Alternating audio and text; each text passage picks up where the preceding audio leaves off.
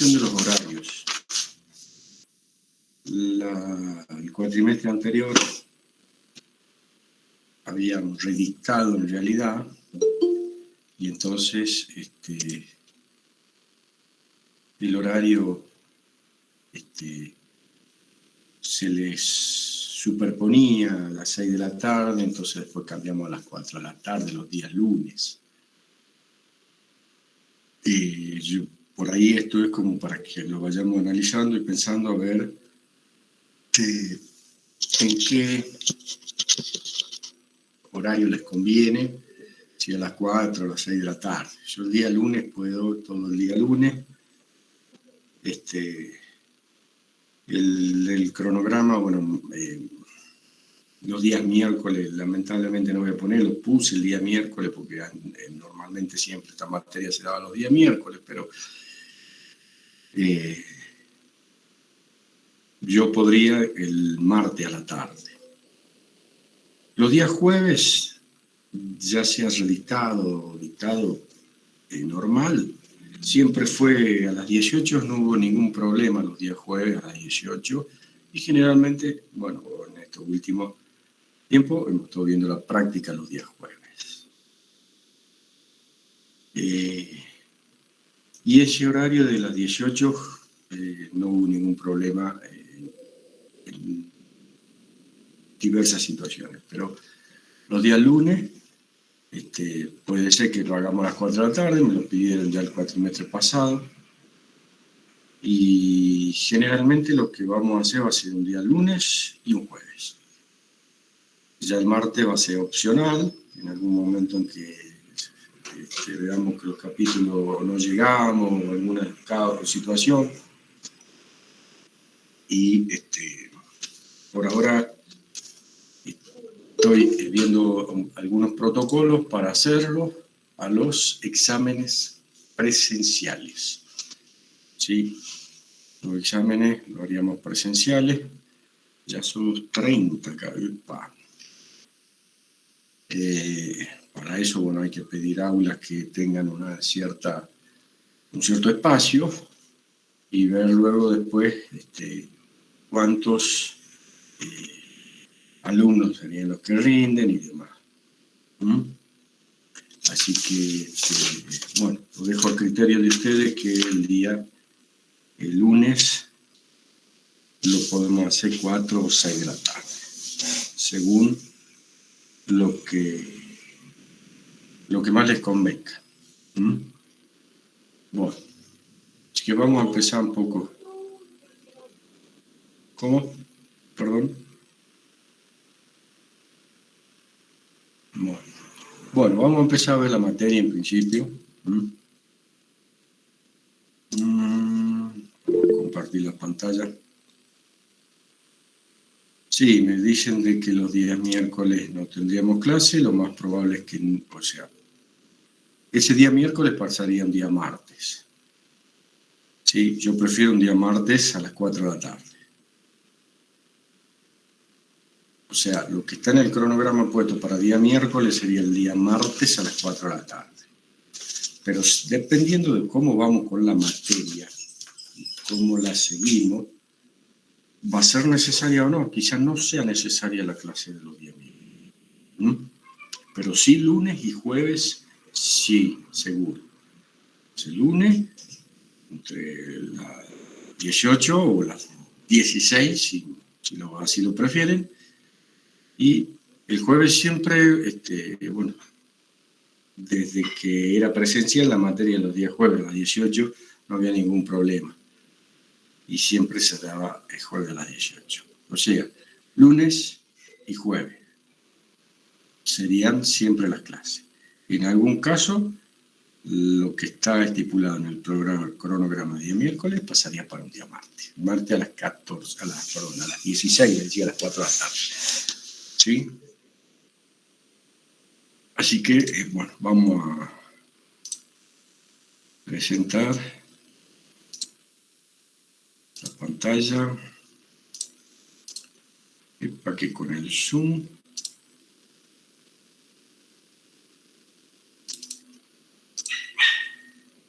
Bueno, Aquí estamos viendo la plataforma. Y bueno, ahí en principio está lo que se anunció ahora, lo que le puse acerca de lo que es la condicionalidad. Sé que todavía o le dieron una prórroga para poder inscribirse. Hay unos trabajos prácticos que todos están parcialmente resueltos. Hay algunos problemas que luego después lo harían ustedes. Y bueno, en principio puse todos los trabajos prácticos parcialmente resueltos porque, bueno, en fin de cuentas soy por ahora el único que estaría en la cátedra. Quizá nos ayude un ingeniero durante los primeros prácticos o durante la primera parte. Y después, bueno, yo seguiría solo, entonces ya les puse casi todos estos trabajos prácticos resueltos. Pero vamos a ver un poco la materia. La materia, como está ahí el programa analítico, se divide en dos partes. Fíjense, dice la parte A, mecanismos, y es lo que incluye los trabajos prácticos. Es decir, estos temas sí haríamos los trabajos prácticos. Cada uno de los temas, fíjense, dice, al final de cada unidad dice problemas, ¿sí? Es decir, ahí sobre cada uno de esos capítulos, de esas unidades, vamos a ir haciendo los trabajos prácticos con unos problemas, ¿sí? Luego tenemos otra parte que dice la segunda parte B, tecnología mecánica. Sobre esta, en todos los finales de los capítulos donde lo ven, dicen características generales y demás, o características de cada una de ellas. Es decir, no dice problemas, y vamos a ver solo partes teóricas de esto, y con todas las características generales. La materia es bastante larga y bueno, está resumida en una especie de cartilla que había hecho en un principio y que todo está cargado en la plataforma por cada uno de los temas. La bibliografía donde prácticamente sacó diseño de elementos de máquina de Cosme. Igual yo podría subirles otros libros si así quieren, como para ir resolviendo los problemas. Pero para esto es bastante largo el programa, la materia sí es larga y el programa, entonces le puse como un resumen de lo que sería esa parte A. Me siguen, estoy compartiendo esa pantalla, ¿no? La que dice cartilla de apuntes y parte A, mecanismo. Sí, ¿Se ve bien ahí? Sí, bien, gracias. Bueno, entonces, yo para resumirlo y que se lo pueda interpretar mejor y verlo mejor, está ahí una parte A donde están detallados los temas principales, que son los que vamos a ver, no por unidad, sino cada uno de los temas y lo que van a ser los trabajos prácticos. Que, como les decía, la parte A sí tiene trabajo práctico. Y la parte B, que veríamos teoría, la parte de tecnología mecánica, ¿sí? Estaría resumido en la misma plataforma en estos temas que están aquí, ¿sí? Que dicen los contenidos. Esto está para hacerlo más simple. Y bueno, en cuanto a lo que era el cronograma, porque no se ve nada ahí. Lo que les decía, bueno, yo en realidad soy el jefe de trabajo práctico, todavía no se designó profesor, es decir, por la pandemia los concursos también se suspendieron un tiempo y bueno. Y un ingeniero nos va a ayudar durante la primera parte para ver, la primera parte de los prácticos. Y como ahí está el cronograma, está un poquito difícil de entender, dice PA capítulo 1, 2, PB, bueno, es lo que yo les decía. Cuando lo quieran ver bien, ya se van al programa y ven cuál es la parte A, que era lo de mecanismo, y la parte B, y cada uno de sus capítulos, y qué es lo que está involucrando esos capítulos que estarían detallados en ese cronograma. Y por lo pronto entonces vamos a hacer los lunes y los jueves. Y el día miércoles, bueno, lo vamos a hacer los días martes. en el momento en que, digamos, por las circunstancias que se den, tengamos que avanzar con algunos temas. Pero generalmente va a ser, y es lo suficiente que ya lo hice así y ya anduvieron bien, lunes y jueves. También hay un régimen de promociones, calificaciones y el reglamento interno de la materia. Bueno, por hoy yo quisiera que ya empecemos. ¿Sí? Vamos a empezar con la primera parte, una introducción que hay acerca de la materia en sí y los principales temas, ¿no? En principio hay una descripción de lo que es mecanismos, máquinas, o elementos de máquinas. Justamente los elementos son parte de las máquinas son las que transforman la energía y los mecanismos son los que transforman o transfieren diferentes movimientos o esfuerzos. El conjunto de ellos es lo que de alguna manera nosotros lo vamos a ver durante el cursado de la materia. En principio, como el programa tendría una parte de lo que serían las etapas del diseño o lo que es un proyecto, simplemente le puse una pequeña partecita en la que solamente se observa bien someramente lo que sería el diseño de un proyecto. Porque en realidad eso lo van a ver ustedes con mucha mayor profundidad en otras materias. Pero bueno, por ahí la definición de lo que sería un proyecto, que dice que es una actividad cíclica y única para tomar decisiones en base al conocimiento de la ingeniería y experimentación, según los mecanismos y máquinas para que se satisfagan las necesidades y según también la factibilidad económica que pueda llegar a haber.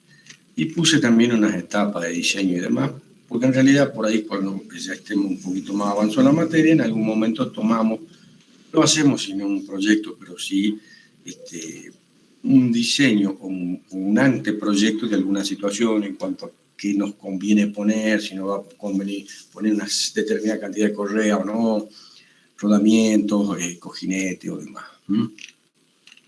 Yo lo que voy más que nada, esta parte es lo que tendríamos los materiales utilizados en máquinas o en ingeniería, ¿no? Le puse un pequeño cuadrito donde los materiales que utilizamos los podemos separar en lo que serían los metálicos y no metálicos. Y bastante de lo que vamos a ver es lo que son los materiales metálicos férreos, es decir, el acero. Existen las otras aleaciones, aluminio, el cobre, zinc, o sea, el latón, el bronce y demás, pero mucha utilización es el acero. Luego también están los plásticos y otros más que serían los materiales que se utilizan. Y como les decía, lo importante, o lo que más vamos a notar nosotros, vamos a hacer cálculo y demás acerca de lo que es el acero. En principio, el acero tenemos que saber que es una aleación. Y ahí está la definición de una aleación, que es una sustancia que tiene propiedades metálicas y está constituida por dos o más elementos, de los cuales uno de ellos sí o sí tiene que ser metal. Luego le puse un poco lo que sería la red cristalina. Es decir, los sólidos siempre se encuentran agrupados en una red geométrica denominada red cristalina. Y a la mínima unidad de esa red que se está repitiendo se le llama el cristal. O sea, el elemento básico que se repite se llama cristal. Se lo puede ver acá como un cúbico, que sería cómo es el cristal, en este caso cúbico, centrado en las caras. Es decir, cada una de las caras tiene un átomo y en las aristas está constituido por átomos. O después se puede tener un cúbico centrado en el cuerpo, en el cual en el centro de ese cubo hay un átomo y en los vértices, ¿sí? Se encuentran los otros átomos.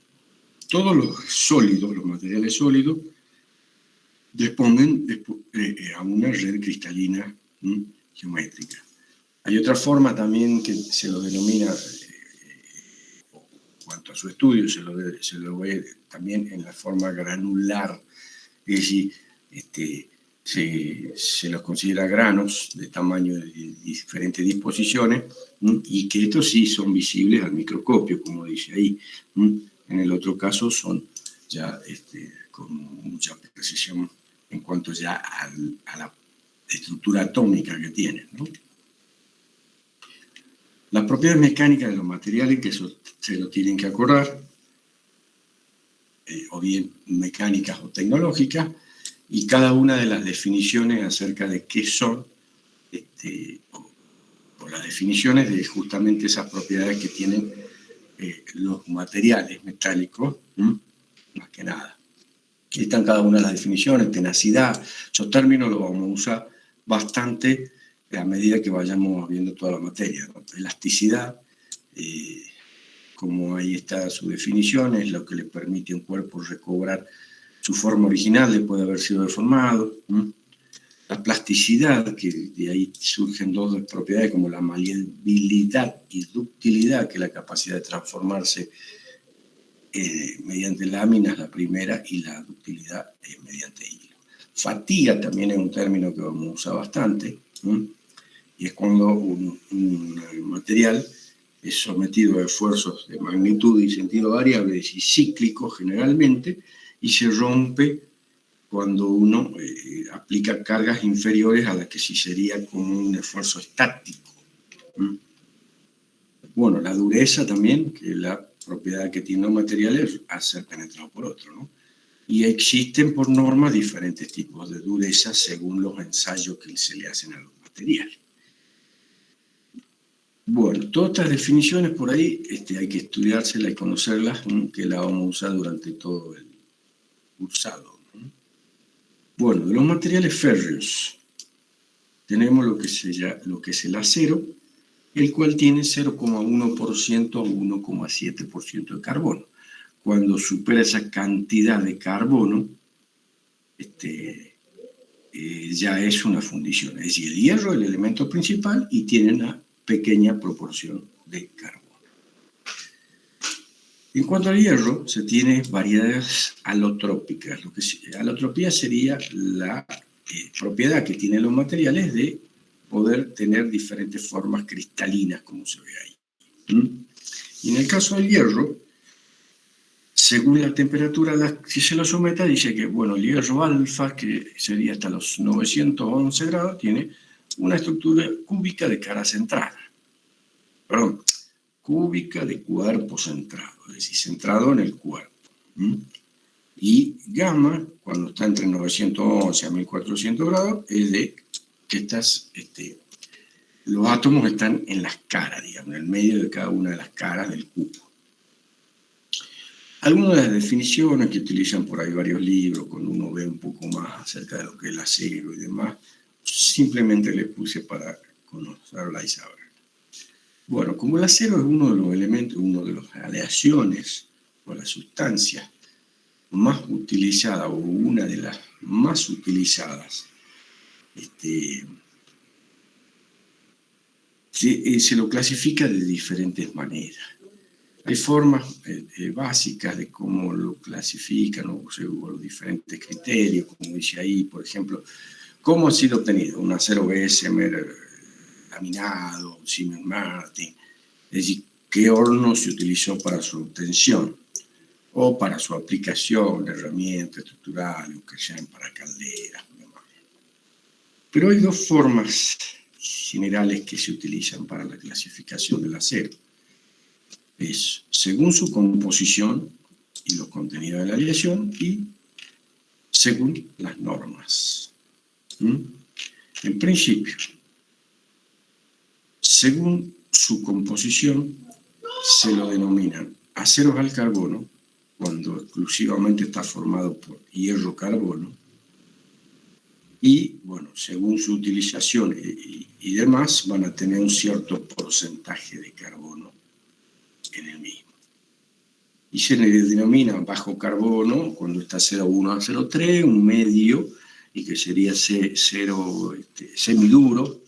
un 0,3 a un 0,5, y cuando ya supera los 0,5 hasta los 1,7%, ya es de alto carbono.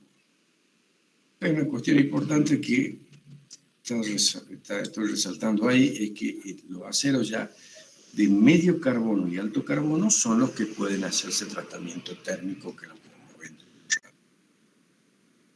Luego estamos viendo la clasificación de los aceros según su composición. Luego tenemos lo que son los aceros aliados.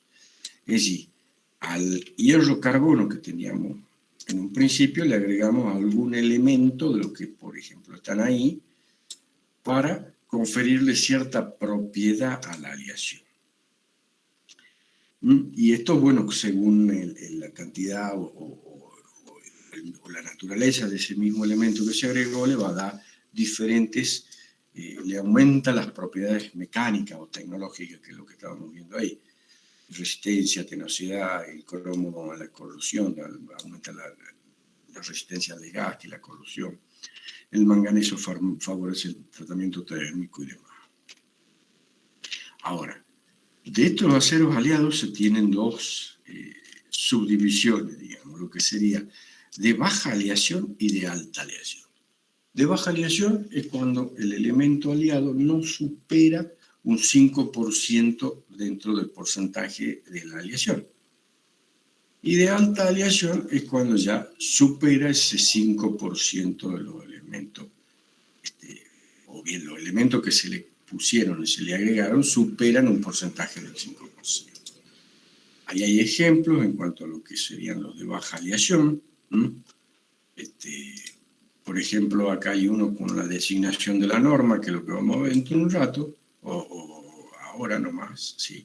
O acá con otra norma, perdón, la misma norma, pero otro acero, que es un 3115, significa que está aliado con cromo-níquel, ¿sí? Y tiene un 0,15% de carbono.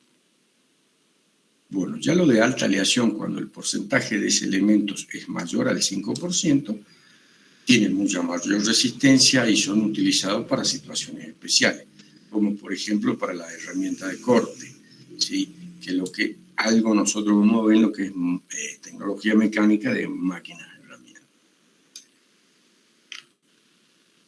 Y esto sería entonces, en fin de cuentas, una clasificación en base a la composición y contenido de los elementos de la aleación. Es decir, acero al carbono, aceros aliados, y dentro de esos aceros aliados tenemos el de baja y el de alta aleación. Y otra de las clasificaciones utilizadas para el acero son de acuerdo a las normas. Al principio fue la norma SAE, ¿sí?, la que los clasificó de acuerdo a ello, pero luego otras normas más, como las que están ahí, y más que nada la IRAM, en la Argentina, es la que toma esa misma norma para la clasificación del acero. Y se basa en un número compuesto por 4 dígitos, que puede ser 5 en algún caso, pero los dos primeros dicen el tipo de elemento que se le va a adicionar, o bien o cómo está conformado, nos dice el porcentaje aproximado, ¿sí?, y el tipo de elemento. Y los dos últimos, como ve acá también que dice en el caso puede ser 3, nos da la cantidad, el porcentaje de carbono. Es decir, cuando uno clasifica como 1015, como dice ahí, SAE 1015, esto es, el 1 indica que el elemento principal, digamos, no está aliado no es un acero aliado, sino que tiene solamente carbono. Y estas dos últimas cifras nos da el porcentaje de carbono que tiene, 0,15% en este caso, si es 1015. Ya cuando empieza, según la norma, por 2350, como está ahí, el 2 ya nos indica que es un acero al níquel.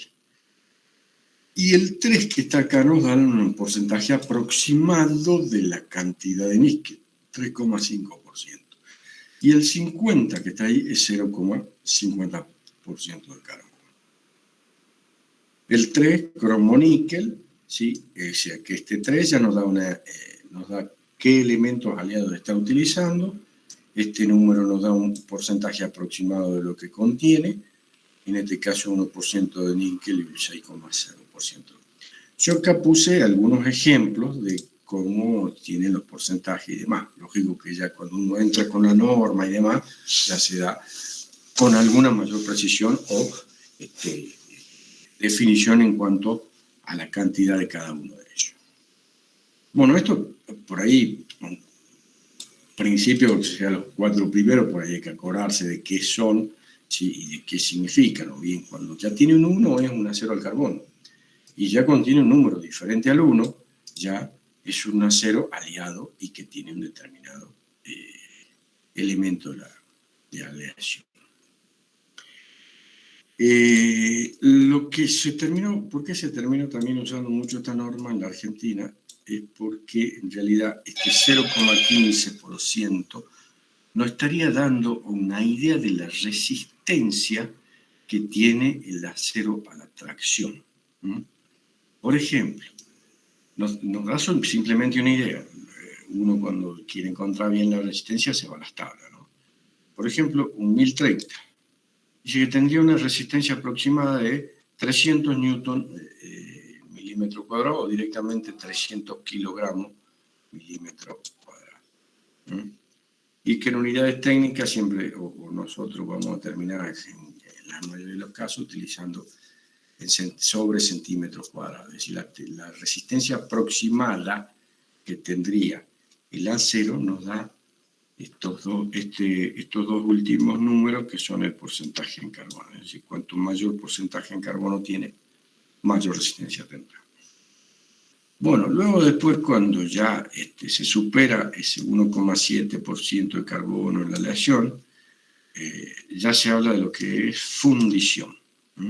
Fundición, bueno, en fin de cuentas viene del hecho de que cuando se obtiene el acero, en principio lo que se obtiene es lo que se denomina esta fundición, es decir, se obtiene una aleación con una gran cantidad de carbono que luego se lo va mejorando en cuanto al contenido o las cantidades precisas que se quiere. Pero son muy utilizadas también esta fundición. Dentro de ellas están la fundición blanca y la fundición gris, que es la que conocemos más, que tiene aproximadamente ese porcentaje en carbono. También es llamada fundición nodular, porque el mismo grafito queda formando como unos nódulos, ¿sí? O formas esféricas, y que sí se observan al microscopio.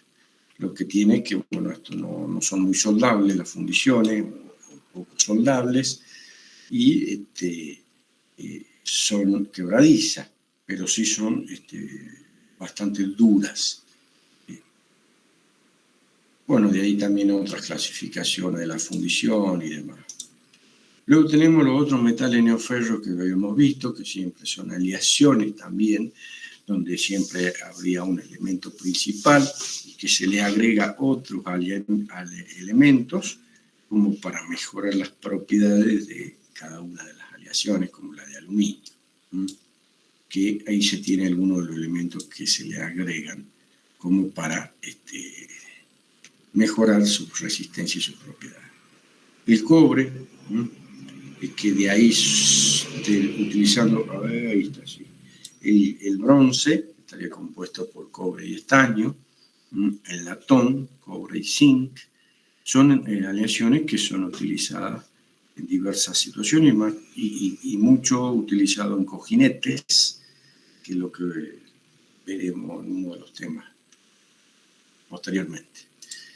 Y los materiales plásticos, divididos en dos, que serían los termorrígidos y termoestables, que no cambian,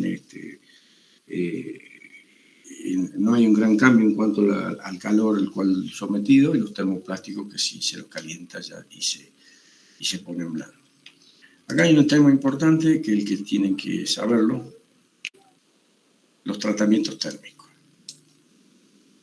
El acero, así como se obtiene de los hornos, o bien cuando ya se le da la concentración de los elementos suficiente o necesario,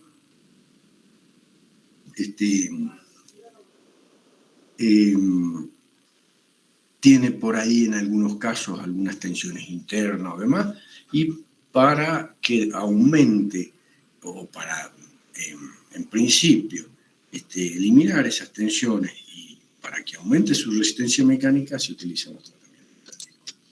En principio, los materiales sufren dos tipos de transformaciones, como dice ahí, el mecánico y el térmico.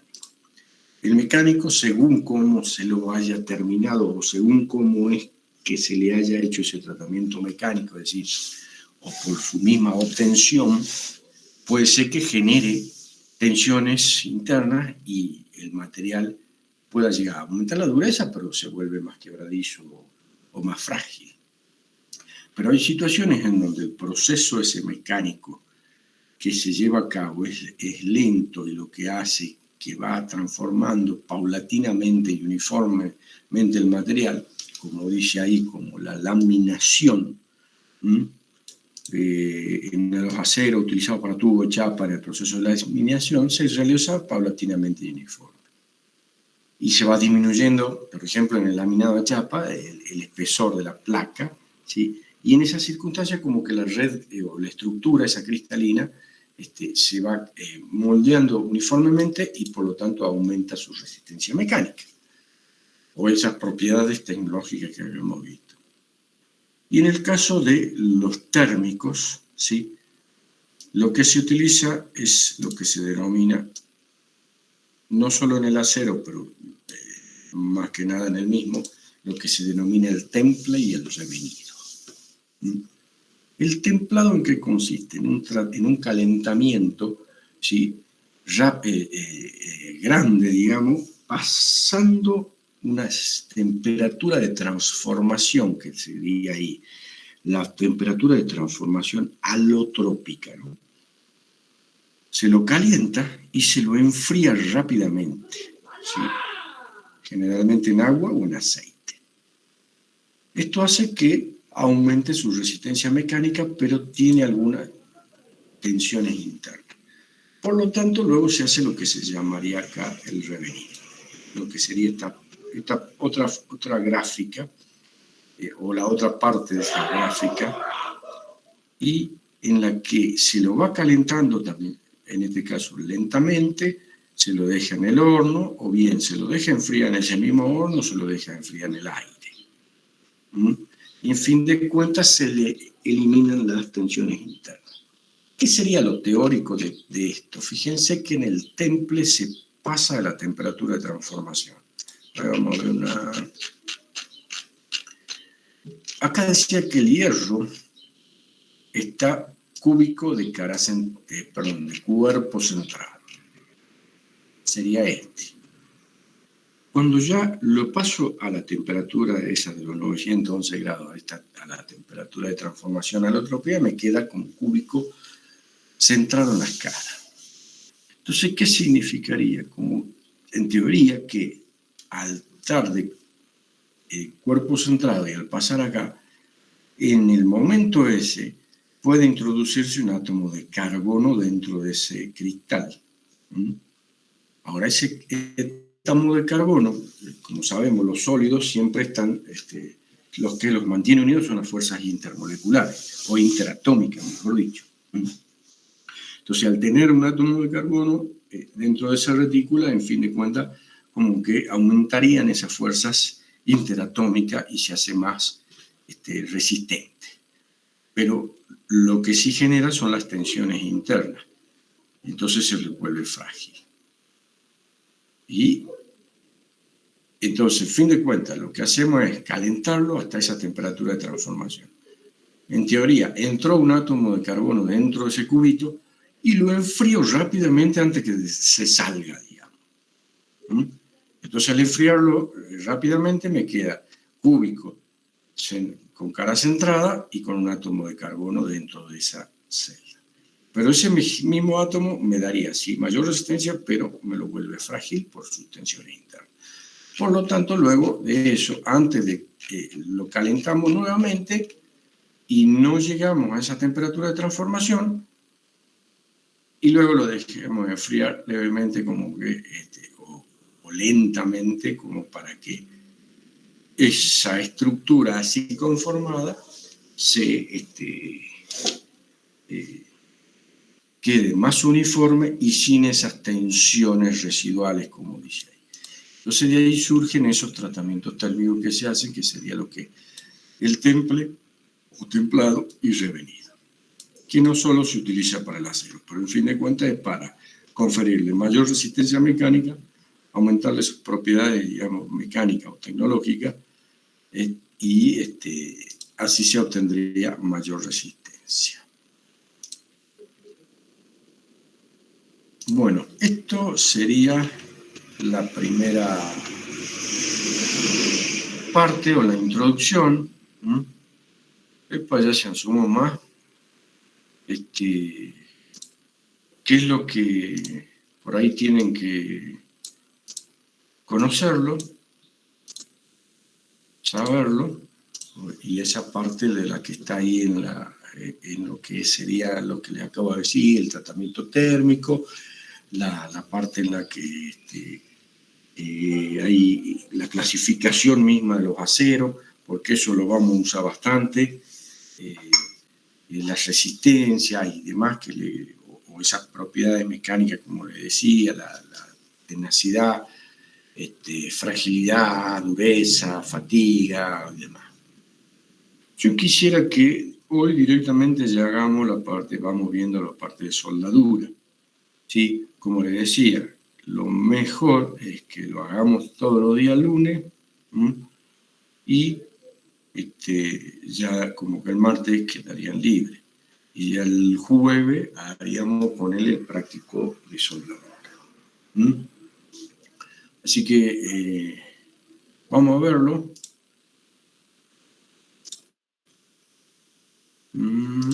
Ahí estamos. Bueno, antes que nada, como el programa analítico decía, en la primera parte tendríamos lo que es elemento de unión. Y eso es lo que vamos a ver hasta antes de la primera evaluación. ¿Sí? Tenemos uniones fijas, semifijas, desmontables o desarmables, o bien desarmables sería, y las otras desmontables. Lo que hoy vamos a ver es lo que sería soldaduras, que es una unión fija. ¿Sí? Vamos a entrar. Todo lo que estoy abriendo es lo que está en la plataforma, si ustedes tendrían, digamos, toda la teoría ahí y la práctica también medianamente hecha. Bueno, fíjense, quedó como una guía de estudio número 1 y abarca lo que sería un capítulo 3 y un capítulo 13 de la parte A. Dentro de lo que sería el programa analítico. Fíjense, ahí está la definición de soldadura. Es una forma de unión continua y homogénea, ¿sí? De dos materiales, y que se lleva a cabo mediante la aportación directa de calor o sin ella, o con la aplicación de material de aporte o no, o puede ser con un esfuerzo o sin esfuerzo. Pero en fin de cuentas es un método de unión fija entre dos piezas. La primera clasificación sería si es una soldadura heterogénea y homogénea. Heterogénea cuando se unen materiales que son de distinta naturaleza. Y homogénea cuando son de la misma naturaleza o prácticamente iguales, ¿sí? En cuanto a su composición.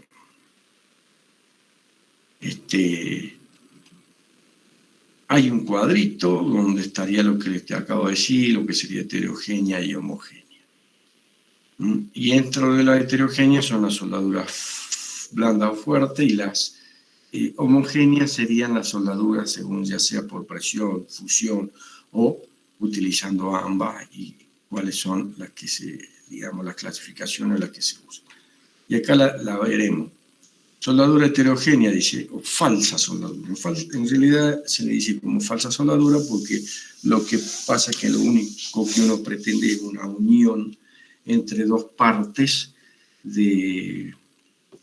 entre dos materiales que no son necesariamente de la misma naturaleza y que no van a resistir un esfuerzo mecánico o un esfuerzo bastante grande. Entonces, eso sería la soldadura heterogénea o falsa soldadura, por lo que le decía recién, es que no van a resistir demasiado esfuerzo, ¿sí? Y simplemente son, por ejemplo, como está acá, para la electrónica, para unir, digamos, algunas placas de circuito, o soldaduras de plomo, cable eléctrico, chapa de hojalata y demás. Y dentro de esa estaría la blanda, que es en la cual no se llega a 400 o 450 grados. Generalmente, lo deben conocer bastante, el soldador lapicera, seguramente lo han visto, o capaz que lo utilizaron, que o soldador lápiz se le dice, porque como tiene la forma de lápiz, tiene una resistencia y que produce el calor suficiente como para fundir el estañín, como se dice, que compramos en la ferretería. Y la fuerte ya es un poco más dura, donde por ahí se quiera necesitar algo más de resistencia, no excesiva, pero sí alguna parte en donde se necesite algo de mayor resistencia y cuya temperatura, digamos, llega a 800 grados centígrados. En estos casos, bueno, no necesariamente, como decía, la heterogénea tiene que ser los metales base que sean de las mismas propiedades. Ya en la homogénea sí, necesitamos sí o sí que sean dos materiales que tengan las mismas propiedades, o que sean muy similares en cuanto a su composición. Bueno, ahí hay algunos ejemplos y algunos gráficos de lo que sería la soldadura por presión, en la cual no se está utilizando material de aporte, puede o no utilizarse material de aporte, pero sería uno de los casos de la soldadura por presión. Después está la soldadura por calor o fusión, como dice ahí, donde ya ahí se ve que se está utilizando el material de aporte y se lo está calentando, ¿sí?, en forma de soplete de gas, ¿sí?, es decir, una soldadura por medio de gas.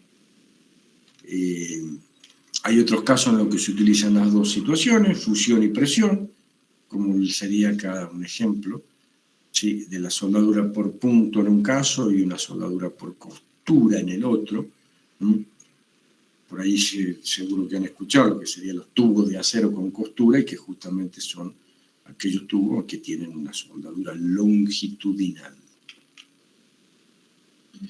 Ahí hay que dar una comparación entre lo que es las uniones de perno y uniones de soldados, porque nosotros después sí vamos a ver lo que es tornillo y remache, que bueno, luego podemos volverlo a ver en algún otro momento lo que sería la ventaja entre ellos, una vez que ya veamos los otros temas. Los procesos de soldadura, dicen, son tres tipos: eléctrico, por gases o química. Y las más utilizadas son la soldadura eléctrica, de las cuales hay dos: lo que sería por resistencia o por arco. La soldadura por gases, que es la conocida oxiacetilénica, de lo que se utiliza el acetileno justamente, y que es ya de más bajo costo, no así la oxídrica, donde se utiliza hidrógeno. Bueno, al ser un poco inseguro bien el hidrógeno, se tiene que trabajar con mucha seguridad cuando se hace utilizando el hidrógeno. Y la química, donde habría una reacción química. La soldadura eléctrica, fíjense cómo se genera el calor. Si uno se pone a analizar cómo sería el calor y en cuanto a qué intensidad de corriente y qué resistencia hay, y en el tiempo en el que esto está sucediendo, y el factor de conversión para pasar de joule a caloría, pero simplemente para tener en cuenta que lo que estamos haciendo siempre es soldadura por fusión o por calor, y en fin de cuentas necesitamos generar ese calor. Y en todos los casos siempre se ve o se observa por acá que siempre hay un transformador, es decir, de tal manera que aumente siempre la corriente eléctrica para generar justamente mayor calor para la fusión.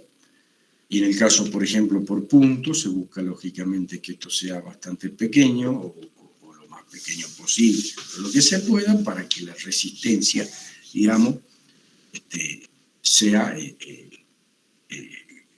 digamos, grande también, y esa misma resistencia genera el calor, como dice la formulita esa, ¿no? Y acá tenemos, dentro de esas soldaduras por resistencia eléctrica, tenemos esta por punto, simplemente terminamos haciendo un punto, por costura, como veíamos recién en un tubo, en el que tendría una soldadura longitudinal, luego a tope.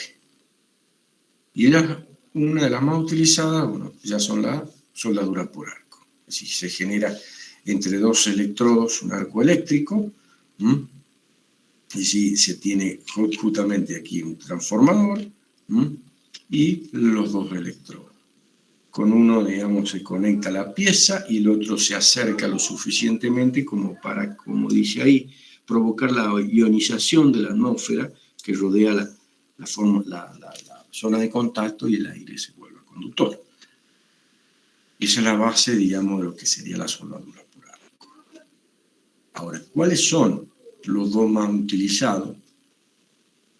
Es bueno, en fin de cuentas, lo que se utiliza, bueno, por arco sumergido, donde el mismo material que se va colocando se está, digamos, sumergido, bien tapado por un fundente, que es el que se va fundiendo, y se realiza la soldadura. Esto es más industrial, y lo que por ahí más conocemos es lo que sería con atmósfera inerte, de los cuales hay dos principales: el TIG y el MIG. Entonces dicen, uno dice con electrodo refractario, que sería no consumible.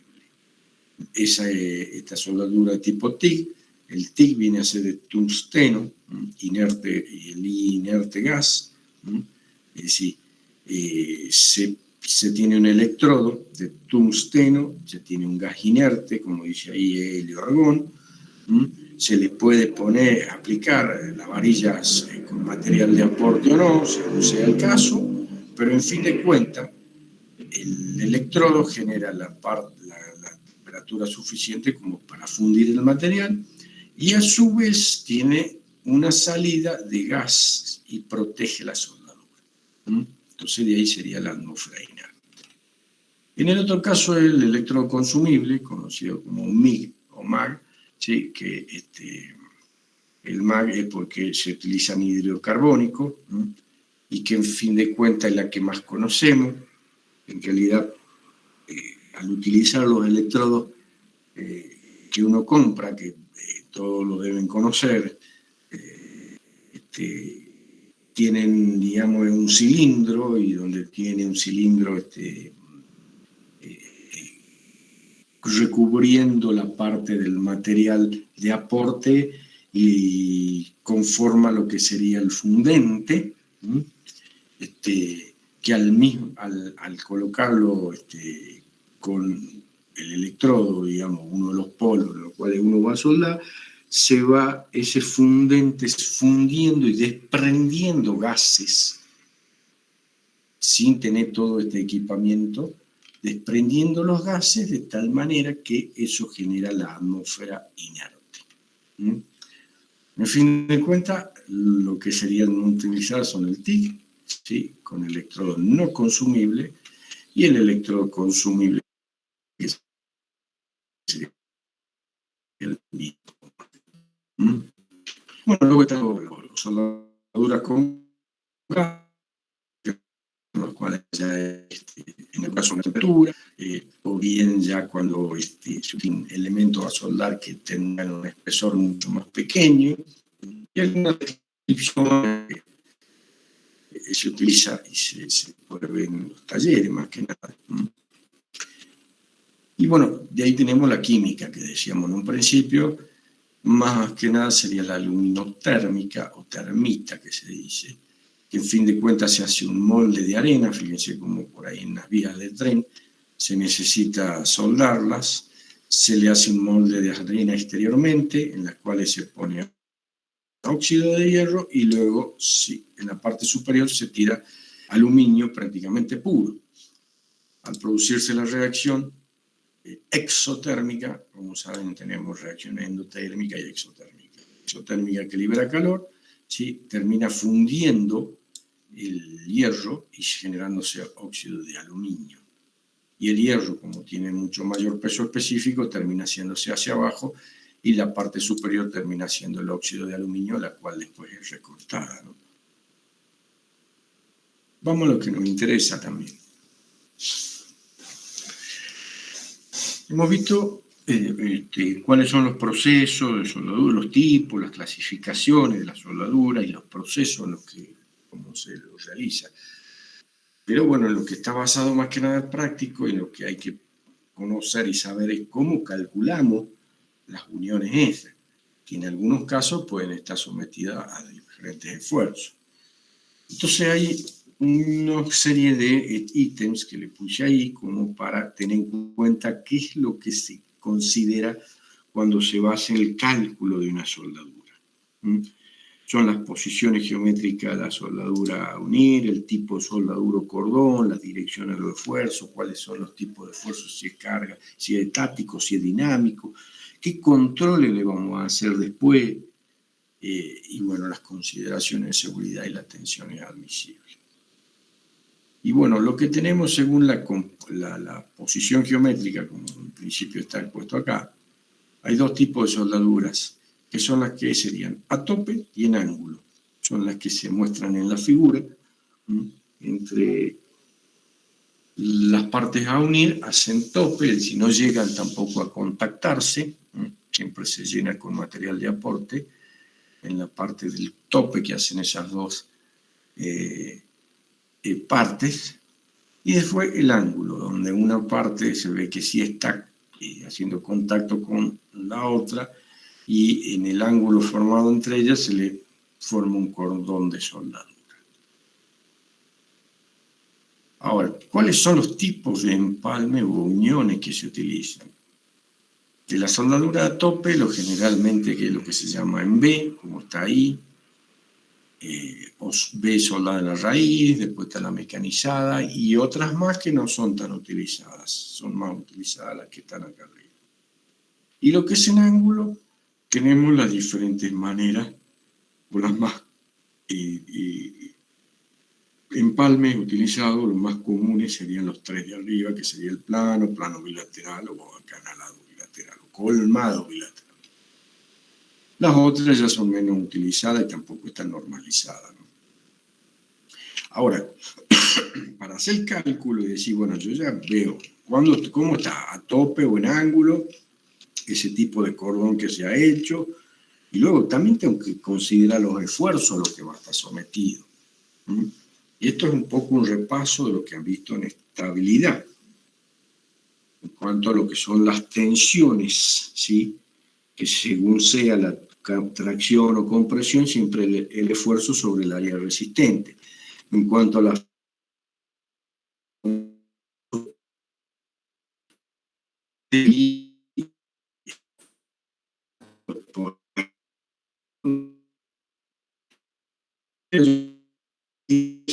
se tiene, ustedes saben o se acuerdan de estabilidad que para cuando hay un esfuerzo de tipo de tracción o compresión o bien normal se habla de sigma, y cuando hay un esfuerzo de corte o tracción se habla de tau. Y cuando uno va a considerar esa tensión, o sea, ya sea de tensión normal o de corte admisible, la relación que generalmente se utiliza es esta. Esto también es un repaso de lo que ustedes ya han visto en estabilidad, que son los estados de tensión, lo que sería tracción, compresión, flexión, torsión y corte, que son los tipos de esfuerzo que es lo que vamos a ver en muchas de las unidades de esta materia, ¿no? Fíjense acá cómo sería un esfuerzo de tracción en una soldadura. Tenemos dos placas, dos chapas unidas con una soldadura en B, y al hacer el esfuerzo como se muestra ahí en P, tendríamos un esfuerzo de tracción y habría que después considerar cuál es esa área resistente que es lo que vamos a ver. Después, si la hacemos como está graficado acá, que estoy señalando con el cursor, sería el esfuerzo de corte. Ahora, ¿cómo determino? Está bien, yo digo, bueno, lo voy a someter a un esfuerzo P, una carga determinada. ¿Cómo voy a determinar el área que voy a considerar como área resistente en una soldadura? Y en el caso, como está puesto ahí, se tienen dos situaciones. Una como que se soldó, digamos, este prisma a la placa que estaría acá.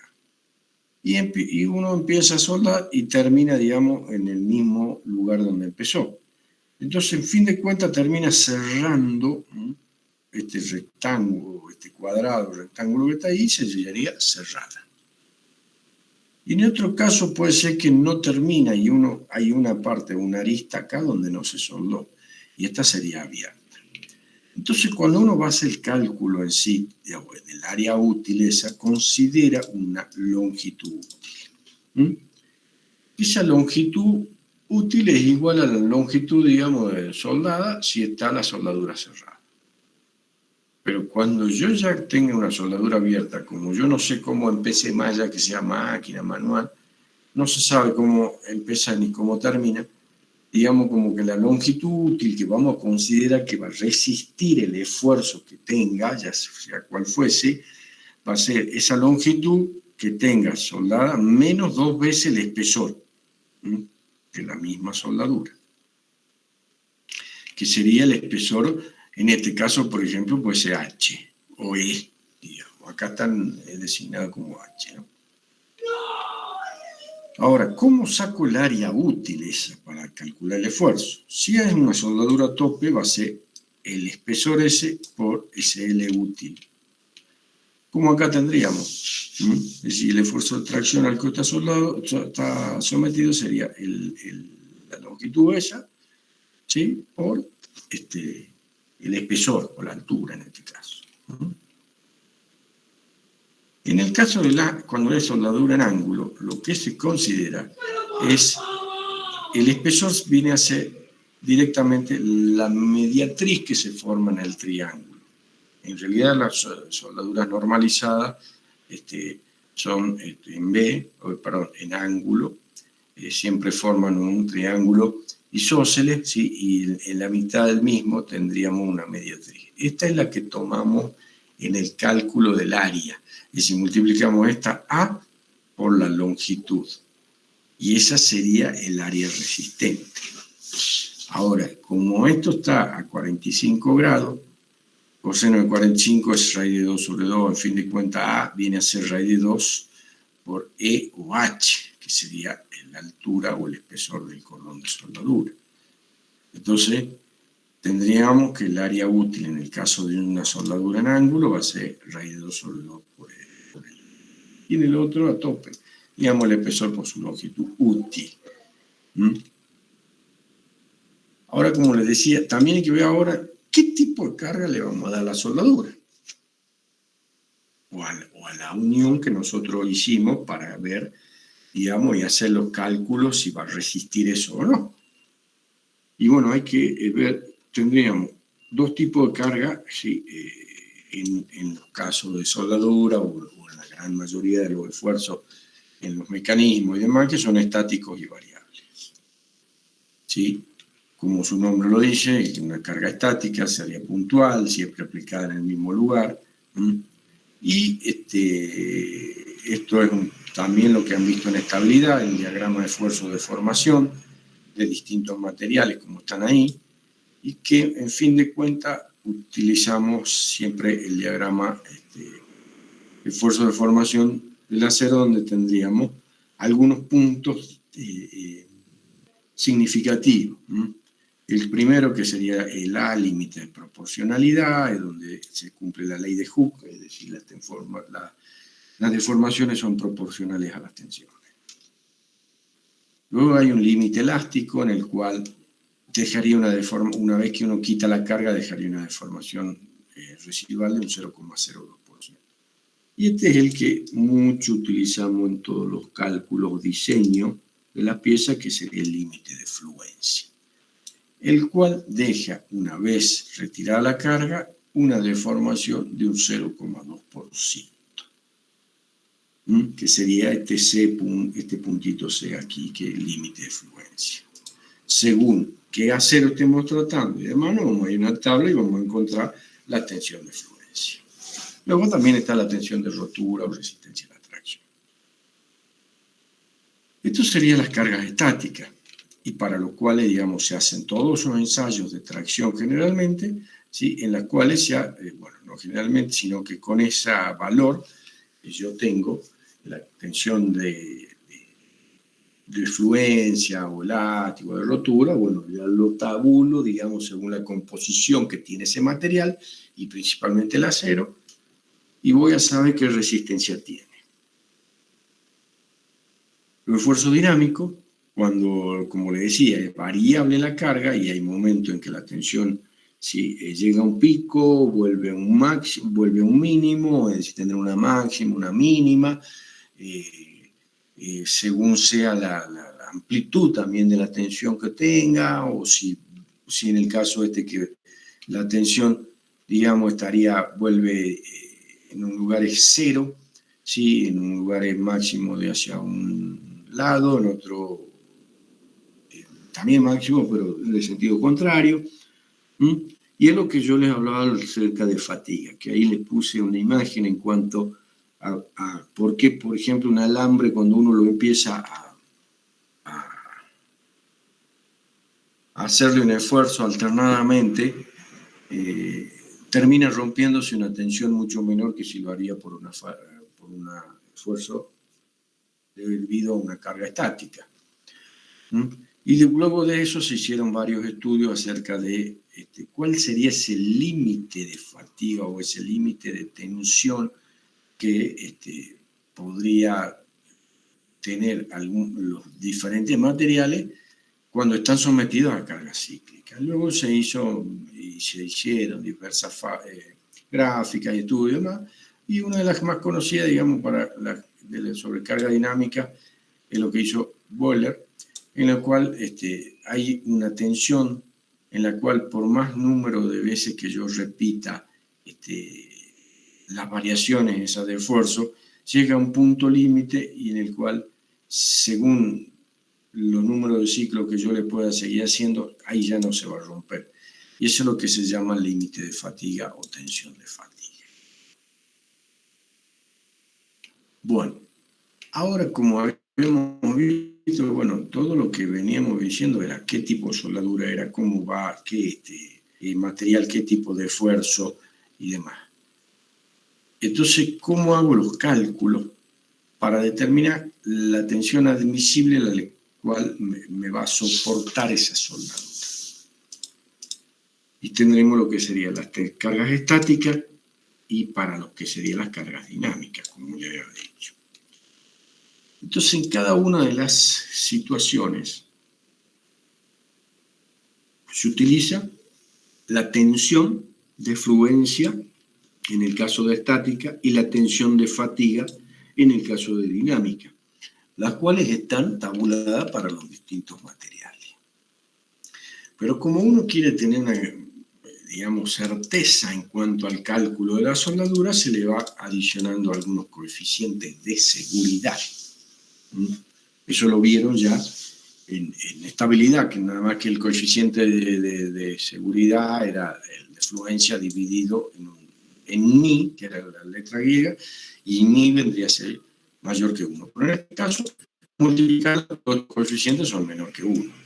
En fin de cuentas, se va achicando la tensión admisible. Por ejemplo, hay en este gráfico, es decir, yo desde la defluencia que estaría acá en este material, la voy achicando tal que voy a estar con la seguridad de que trabaje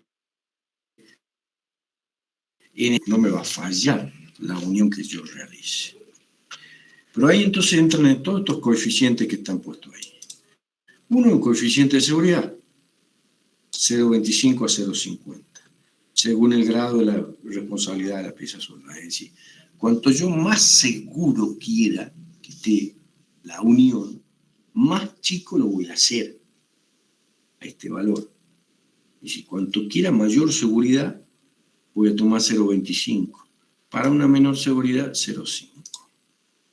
Luego hay otro coeficiente, dice calidad de ejecución, o bien los controles, coeficiente del control que yo haya hecho de la soldadura. Porque todas las soldaduras, como veremos después o posteriormente ahora, tienen sus controles. Y depende de qué tipo de control le voy a hacer, voy a adoptar ese coeficiente de seguridad. Por ejemplo, si yo dice acá, se realizó solamente un control visual, un aspecto externo, es una cosa. Luego vienen lo que se llaman tintas penetrantes o ultrasonido para verificar la calidad. Y en fin de cuentas, voy ahí. Cuanto más controles le haya hecho, esto se va a acercar a 1. ¿Mm? Y según sea, como dice el criterio del proyectista, suele adoptarse uno, porque, cuando ya se han hecho prácticamente todos los controles, porque uno en principio seguro que va a hacer un control visual, luego puede hacer una tinta penetrante y termina siendo hasta rayo X, es decir, una radiografía de la soldadura, donde hay situaciones en las que sí realmente se las hace. ¿Mm? Y luego hay otro coeficiente que le ponemos que según el esfuerzo, ¿sí?, que está teniendo, las uniones que hemos puesto, ya sea en tope o en ángulo, pero según el esfuerzo le agregamos otro coeficiente, que viene a estar dado un poco en cuanto a la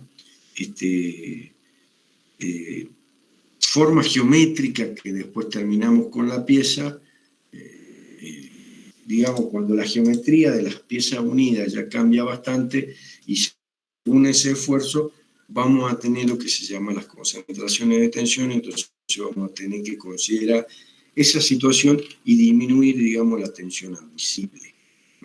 Ya trabaja en una zona más segura. Lo mismo sería para cargas dinámicas. C viene a ser el coeficiente de seguridad, que es el que teníamos acá, 0,25 a 0,5. C1, el coeficiente acerca del control de calidad que le hemos hecho, C1, y acá vendría ya otro C3, que es prácticamente lo mismo que este coeficiente estático, en este caso sería el coeficiente dinámico, que viene también dado según la forma en que está soldada, la forma en que están unidas y el esfuerzo al cual está realizando, al cual estamos sometiendo la unión. ¿Sí? Entonces, en fin de cuentas, lo que logramos ya es tener una tensión admisible con la cual vamos a decir, bueno, esto yo sé que me va a soportar y no me va a fallar esta unión. Ahora, ¿cómo sacamos las tensiones de fluencia y la de fatiga? ¿Cómo la encontramos? Utilizando tablas manuales, tendríamos las diferentes tensiones que hay, ¿sí? Según el material, por ejemplo, el acero, que acá dicen 1015, bueno, la tensión de fluencia de 21 kilogramos milímetros sobre milímetro cuadrado, lo que sería 2100 centímetros cuadrados, ¿no? Y acá también tiene un valorcito a la par, dice los valores de la columna derecha corresponden a después del laminado frío. Fíjense que aumentó un poquito debido a, como le decía, que según la forma en que se hizo el laminado, o bien la terminación, mejor dicho, en este caso si es un laminado, que es algo paulatino y uniforme, aumenta su resistencia debido a un tratamiento mecánico, no térmico. Como dice ahí, sin tratamiento. Y acá también ya están los que están con tratamiento térmico, como le decía, templado en agua, templado en aceite. Y según la cantidad, o según el tipo de acero, según la norma, un 1045, tendremos la tensión de fluencia, ¿sí? Y acá tendríamos otro valor, pero que es lo que hay que ver un poco lo que dice acá, que los valores de la columna de la izquierda corresponden a revenidos a 700 grados. Y lo de la derecha a 425 grados. Es decir, como que a menor temperatura, que yo la estoy manteniendo a esa temperatura dentro de un horno, la pieza y demás, como que lograría mayor resistencia, aumentarle mayor resistencia luego de haber sido templado. Y esto es fluencia, FL, como puesto acá. Y que está aquí sería fatiga, sigma sub T. Por ahí lo puse, sí. La tensión de fatiga a la flexión es sigma sub T. Fíjense que, por ejemplo, el primero normal, 1015, un acero 1015, tiene a la fluencia, sin haber sido laminado, 21 kilogramos sobre milímetro cuadrado. Pero la fatiga, 1200, prácticamente la mitad. Que sería ese límite de fatiga en el cual el material no se rompería o no fallaría. Bueno, aquí simplemente les puse los electrodos que yo le hablaba de lo que es la soldadura MIG o MAG, en las cuales se utilizan esos electrodos, que casi todos lo deben conocer seguramente. Tiene una forma cilíndrica, y bueno, según la clasificación y la norma de la AWS, bueno, también la composición de los mismos y la resistencia a la fluencia o demás. Pero en el caso que nosotros, cuando vamos a calcular la soldadura, si bien acá se encuentran los valores de resistencia, LF, límite de fluencia, por ejemplo, a ver, habría acá un límite de fluencia y tal. Pero como nosotros cuando estamos haciendo este tipo de soldaduras, que son homogéneas, utilizaremos siempre un electrodo que tenga prácticamente la misma composición del acero que yo estoy utilizando. Entonces directamente cuando calculamos en soldadura homogénea tomamos la tensión del acero que estamos uniendo, ¿no? Bueno, y ahí hay algunos casos simples de tensiones que nosotros no vamos a hacer los grandes cálculos porque por ahí se complica y se pone más denso, pero hay algunos de los casos bien simples. Por ejemplo, cuando yo someta a estas dos placas que se han unido por una soldadura, ¿qué ecuación de resistencia voy a tener? Bueno, es una tensión de tracción, entonces sería el sigma admisible, va a ser igual a la fuerza que le haga sobre el espesor por la longitud útil. ¿Sí? Es decir, si yo tengo un determinado material, bueno, voy a colocar el valor de ese material acá, la tensión, si una carga estática, por ejemplo, voy a colocarle fluencia multiplicada por todos los coeficientes que hemos hablado recién y me va a dar la tensión admisible. Luego podré, según el esfuerzo que le haga, por ejemplo, podré decir, bueno, y tendré un determinado ancho esta placa, bueno, podré sacar el espesor o alguna de las otras situaciones. Por ejemplo, acá le estoy haciendo un corte, en este caso hay un cordón soldado, y acá ya tengo el esfuerzo de tipo tau, como le llamamos, esfuerzo de corte. Sería esa fuerza aplicada sobre el área resistente, que es H por LL útil. Acá ya tengo una soldadura cerrada, digamos, está completamente soldado todo el rectángulo. Entonces ahí no uso como un L útil, sino saco todo el perímetro de la soldadura, es decir, la longitud soldada total, y por su espesor, el cual se aplica el cordón. Y según este esfuerzo, como está dado aquí, tendría que ser una fuerza de corte, tau, igual a ese valor. Ahora, ¿cómo encuentro ese tau? Recordemos que el tau es un medio del sigma admisible, y el sigma admisible lo encontré con todos los coeficientes de eso a partir de las tablas que tendría según las soldaduras que hice. Bueno, ahí también tendremos las soldaduras cuando tendría esfuerzo de flexión, ¿no? Ahí tendremos que tener que considerar el módulo resistente a la flexión. Y en el caso que tengamos soldadura en ángulo, y cuando hay un esfuerzo de tracción, ese ángulo que estaría acá estaría sometido a un esfuerzo de tracción, y ya recuerden que utilizamos raíz de 2 sobre 2 por la altura, ¿sí?, del cordón de soldadura y por el L útil, ¿no? Y en este caso sería que está actuando al corte, y sería también considerar como es en ángulo la raíz de 2 sobre 2 por H y L.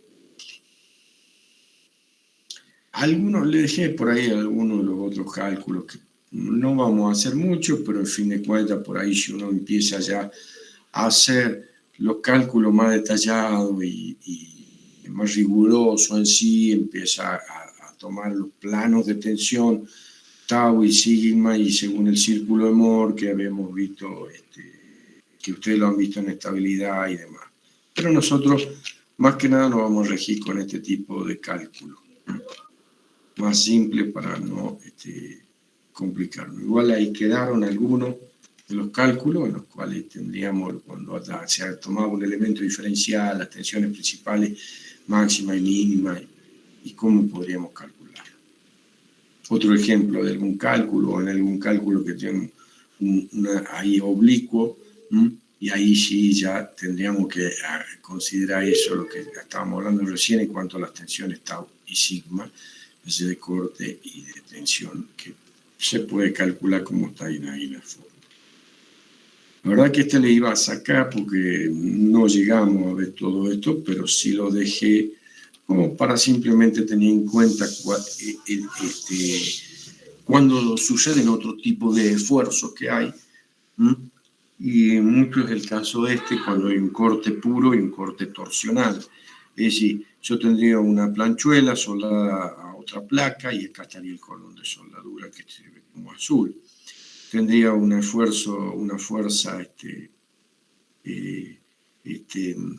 no simétrica, si digamos asimétrica a la soldadura o a la forma en sí, o excéntrica, mejor dicho, y que la puedo trasladar acá y en fin de cuentas cuando veamos remache vamos a ver la similitud en el cálculo respecto de esto. Acá se transforma en una carga directa y una carga por momento. Al igual aquí también y demás, también me olvidé de sacarlo, la verdad, porque esto es cuando ya hay flexión o torsión y entonces empezamos a considerar el módulo resistente, que son el momento de inercia, de TJ, ¿sí? Respecto a la fibra más alejada. Pero la verdad que sobre esto no vamos a hacer grandes cálculos. Vamos directamente a que es el recipiente de paredes delgadas. Fíjense que ahí en la foto hay una gran cantidad de recipientes y que, en fin de cuentas, cómo se unen las paredes de ese recipiente es con soldadura. ¿Y qué se hace acá en el cálculo, en las consideraciones? Es tomar lo que se llama esta hipótesis de la teoría de la membrana. Es decir, que lo principal más que nada que la pared es muy delgada comparada con las otras dimensiones. Es decir, si yo considero, o por ejemplo como está aquí, el radio, ¿sí? del elemento esférico, cilíndrico que estaría acá, es mucho mayor que el espesor. Entonces, esto sería para el cálculo en la consideración del recipiente de pared delgada, en principio que el espesor de la pared es mucho menor que el radio. Después considero que la simetría en todos estos recipientes siempre existe una simetría en sí, y por lo tanto las cargas como que se distribuyen uniformemente y también porque la presión interna es uniforme.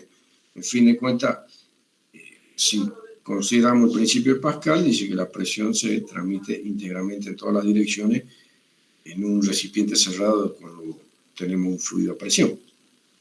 Y también se ignoran los efectos de borde, es decir, cuáles son los efectos de borde, como por ejemplo algún ganchito que le soldé aquí para poder levantarlo, por ejemplo, o la parte esta de la chapa que está soldado, digamos, a este tubo, para poder manejarla y manipularla, ¿no?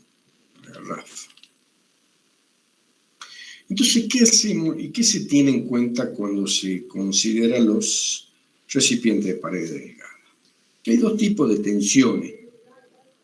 Siempre consideramos, como en todos estos casos, que acá hay una presión interior mayor, digamos, a la atmosférica, ¿no? Hay una presión interna, ¿no? A la cual estaría sometido ese recipiente.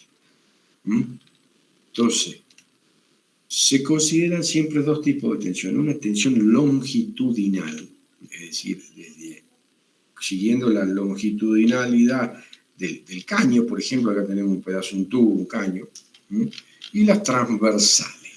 Es decir, hacemos un corte transversal del tubo y tendríamos.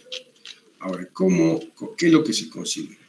Este tubo le estaríamos cortando esta parte gris que está acá. ¿Sí? La tenemos aquí ya esta parte, a la parte imaginariamente que le hemos cortado, ¿no? Estamos imaginariamente. Está sometido a una presión interior. Ahora lo dividamos en dos a ese tubito, imaginariamente, ¿no? Y en fin de cuentas tendríamos que la presión que me está elevando la parte superior de esa parte del tubo que yo separé, se iguala con las fuerzas de tensión, ¿sí?, o de resistencia del material. Entonces, la fuerza dada por la presión va a ser la presión por el área. Y el área tiene el diámetro por la longitud que yo te considero. ¿Sí? Esa es dada por la presión. Ahora, ¿cuál es la fuerza dada por la resistencia del material? Va a ser, digamos, la tensión.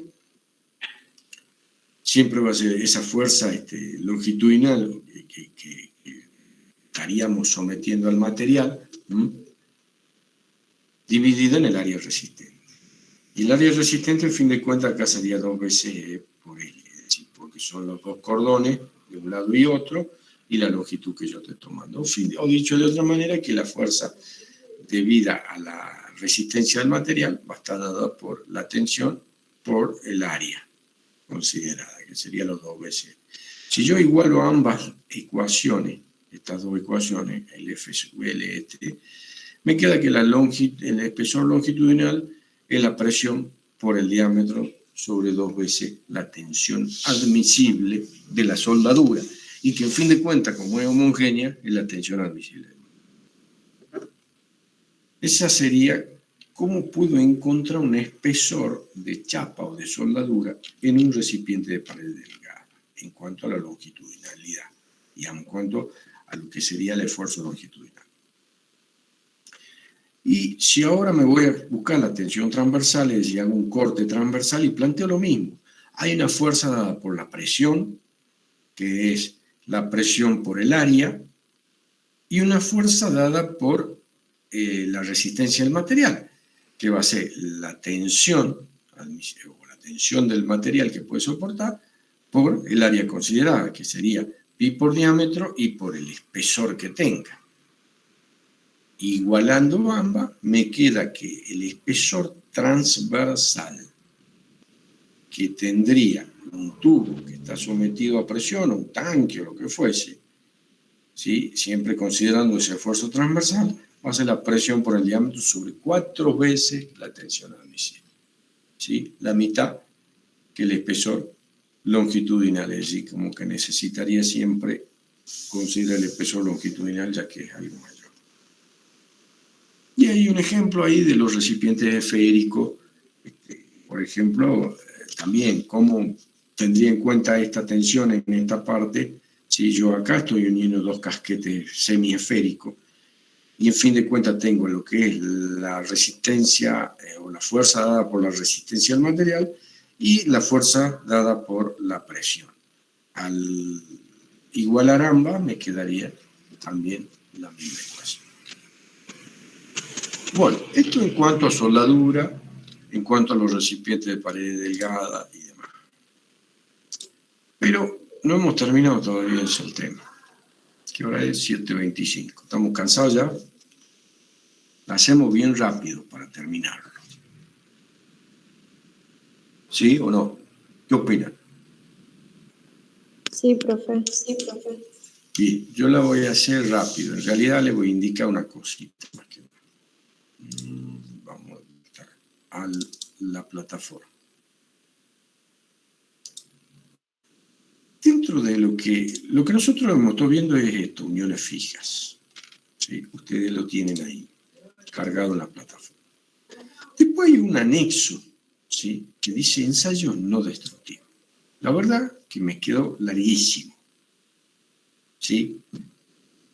En realidad son ensayos no destructivos, no solo para soldaduras, sino para diversos materiales.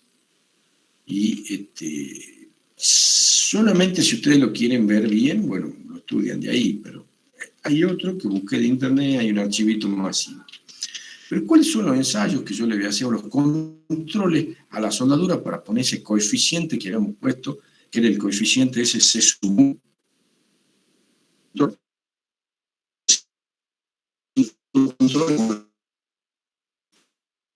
¿Y cuáles son esos controles? Bueno, primero tenemos un examen visual que puede ser directo, digamos, o por una cámara, en algún caso.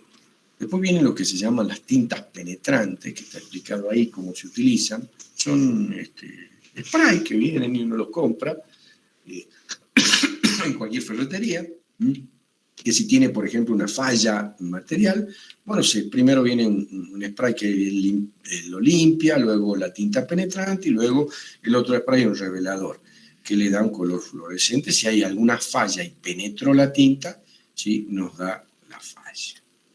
Después ya está la normalización de todas esas tintas penetrantes y demás, ¿sí?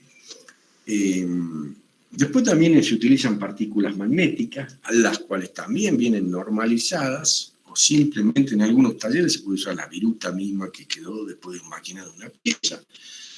Y que si hay alguna, donde habría acá, por ejemplo, alguna irregularidad, al hacerle pasar un campo magnético, se notaría con esas partículas magnéticas una forma irregular en su distribución, debido a la falla, como acá, por ejemplo. Y bueno, están un poco los modos de magnetización y demás. Luego también está el tema con ondas, que ahí, bueno, me pasé un poquito y me quedó, pero no es tan mal que se lo sepa y que lo repase. Tenemos las ondas, hay ondas mecánicas y otras electromagnéticas. Y las ondas mecánicas son el sonido. Para el análisis de la soldadura se utiliza el ultrasonido, ¿sí?, que tiene una frecuencia de oscilación de la onda superior a los 20.000 Hz. ¿Cómo se genera ese ultrasonido? Como dice ahí, mediante el efecto piezoeléctrico. El efecto piezoeléctrico es lo que conocemos todos con el magiclick de la cocina. Cuando vamos a prender la hornalla, hacemos una cierta presión sobre un cristal de cuarzo y esa presión, como le decía, a los cristales con los cuales está formado ese cuarzo, entre sí se acercan y se alejan los mismos átomos, y en fin de cuentas, como están conformados por cargas, digamos, eléctricas, se hace la chispa. En el caso de que nosotros queramos generar el ultrasonido, hacemos al revés. Le damos una tensión eléctrica, ¿sí?, de corriente alterna, lógicamente, que podemos utilizar esta variabilidad de frecuencia. Entonces, según eso, o según la tensión y según la frecuencia que esté, nos va a producir una determinada onda mecánica, y que la vamos a utilizar para determinar la falla en una pieza. Es decir, acá ponemos lo que sería el palpador, que se dice, pasa una onda, y si no hay falla, el receptor no recibe nada, y como que lo vemos en un osciloscopio, que no hay ninguna falla directamente, ¿sí?, como sería el que está acá. Después hay algunos que capaz que tienen una falla terrible y no recibiríamos después el otro eco. En realidad lo que pasa es que todo esto lo de onda tampoco para considerar que siempre existen cuando hay cambios en la estructura del material, se produce la reflexión o refracción de una onda. Entonces, ¿qué pasa también en este caso? Sería que se produce una reflexión debido al cambio de la estructura. Y en ese caso se utiliza lo que se llama, en este caso son los métodos de transmisión, como dice ahí, hay un emisor y un receptor. Es decir, el emisor y el receptor están formados básicamente por ese material piezoeléctrico. Hay algunos que tienen el mismo emisor y receptor en la misma palpador, que se llama, ¿sí? Y bueno, según la falla y demás podemos ubicarlo según sea. Ahí están los palpadores, donde está el cristal que le decía, los cables de conexión para la generación de la onda ultrasónica, como por ahí en algunos casos se los tiene que colocar y hasta tiene su normalización y demás. Este es el palpador de emisor y receptor. Y bueno, diversas maneras de cómo colocar ahí abajo. Luego están las ondas electromecánicas, ¿sí? Y, perdón, digamos, en base eléctrica, ¿sí? O bien electromagnética. Y estas son, bueno, la verdad que está demasiado largo, no es cuestión para mirarlo todo, pero según esto es un generador de rayos X, ¿sí? O si no también se utiliza la gammagrafía, que es por la desintegración de materiales radioactivos, que van emitiendo ciertas ondas electromagnéticas, ¿sí? Y en fin de cuentas es lo que sería una radiografía. Se coloca el objeto, se le saca la radiografía y si tiene su falla se lo puede ver, y para tal modo se utilizan hasta alambres normalizados y demás que tienen un cierto espesor, y ahí se va probando el índice de calidad de la imagen. La verdad es que es bastante largo, pero para que no sea tan largo le puse otro que dice anexo 2. La verdad que lo bajé de internet. Fíjense, hay una soldadura, cómo puede hacerse una inspección visual, ¿sí? Mediante un aparato manejado manual, que podríamos ver si tiene alguna grieta o algo, ¿sí?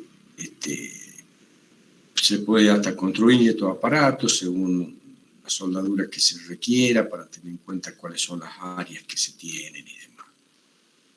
En fin de cuentas, acá tendríamos, por ejemplo, algunas fallas en la soldadura. Esta soldadura no puede quedar, digamos, insuficiente en la garganta, como dice ahí. Siempre tiene que haber, esta parte tiene que ser, superar lo que tendríamos como ese triángulo formado ahí. Ahí está lo que serían las partículas magnéticas, en las cuales se ponen justamente esas partículas, ¿sí? O materiales ferromagnéticos, virutas, simplemente, y hacerle pasar corriente de manera de generar un campo magnético, y si hay alguna irregularidad, esas partículas se van a distribuir de diferente manera. El tema es que esto siempre es superficial, ¿sí? Es decir, la parte superficial, lo que podemos ver, igual que las tintas penetrantes, que prácticamente en la superficie, ¿sí? A donde se le coloca esa tinta penetrante y luego se le coloca un revelador, y si hay alguna falla y penetró tinta, penetró ese líquido, ahí en esa falla, bueno, se va a ver fluorescente, ¿no? O según sea la norma. Bueno, el revelador es para darle el color a esa tinta y demás. Acá está lo que hablábamos recién del ultrasonido, que si realmente tenemos una falla, ahí ya con ultrasonido podemos ver la parte del interior de la pieza. Y como un osciloscopio nos daría si hay alguna imperfección o cómo se recibe la onda mecánica que se le envió. Fíjense lo que les decía acá, también cómo están todos normalizados, cómo se los hace, cómo es la colocación de un palpador y demás. Y los rayos X, ¿sí? Y ahí está justamente lo que les decía recién, el índice de calidad de imagen, donde es un alambre que tiene una dimensión específica, y según esa dimensión es como nosotros vamos a ver la imagen después en la película o en la placa radiográfica. Y después está lo de gammagrafía que le decía, que utilizando el decaimiento radioactivo de algunos radioisótopos, se generan esas ondas electromagnéticas y se puede también obtener una placa radiográfica. Bueno, estos ya son ensayos destructivos que quedó ahí, pero para verlo bien, lo que es de soldadura y lo que serían los ensayos de soldadura está en esa parte del anexo 2 que le puse ahí. Es decir, si se quiere ver bien todo, dale al anexo 1. Y si no, ese anexo 2. Pero ¿por qué era esta situación? Porque cuando uno va y hace el cálculo, como le decía, esa tensión admisible, cuando vamos a hacer el práctico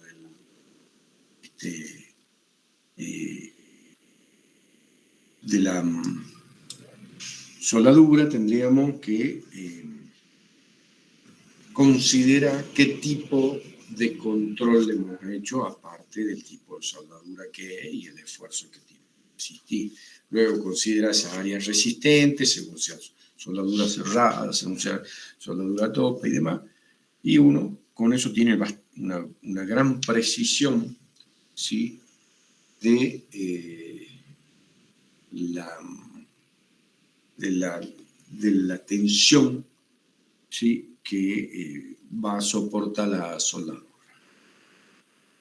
Ese sería el cálculo, y en la misma plataforma, si se fijan, están parcialmente, digamos, resuelto el trabajo práctico 1, queda otro problema que lo harán ustedes después. Pero ahí se nota y se ve, fíjense, cuando se consideran todos esos coeficientes y cómo se obtiene esa tensión admisible. Hay de recipiente de pared delgada y otros problemitas más que son típicos de lo que puede ir en una evaluación. Y eso se verá el jueves, ya sea conmigo o con el ingeniero Pistán. Ya veremos si puede él, si no, bueno, ya lo veremos nosotros el día jueves. Pero lo que, como le decía, los días jueves siempre quedó de 18, a partir de las 18 y hasta la hora que se termine. Y ese nunca hubo ningún superposición con horario de otra materia. Yo, lamentablemente, el día miércoles no puedo, así que si hacemos una clase, la vamos a hacer martes, a las 4 de la tarde. Y si quieren cambiar este horario, bueno, lo hacen más temprano, ¿no? Ya eso dependerá de ustedes, cuando se junten y vean y definan. Bueno, definan ustedes y después lo charlan. Por lo pronto, nos veremos. Si ustedes se fijan en el cronograma, ya vimos la primera parte de materiales utilizados en ingeniería y las uniones fijas y recipientes de pared. O sea que vimos lo que nos tocaría el miércoles. Por lo tanto, directamente ya vamos el jueves al práctico. Y lo que sí prefiero que ya no sea movible y que nos quede bien para que ustedes también lo vayan viendo, son lo que en el cronograma está como en negrita, los exámenes o las evaluaciones. Dichas evaluaciones, yo voy a hacer los protocolos necesarios para que vayamos a la universidad. Yo estoy viendo que son 28, todavía no tengo el número de alumnos, no sé qué no sé, ustedes forman por ahí. Espero que no me manden mucho WhatsApp, pero bueno, también lo conocen, es decir, el grupo lo formarían ustedes, digamos, no yo.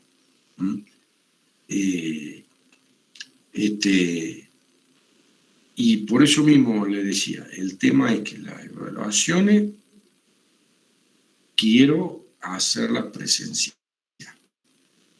No me gustó la experiencia que ya tuve con... está en la plataforma el mail. javiermartin@inge, a ver cómo lo pone.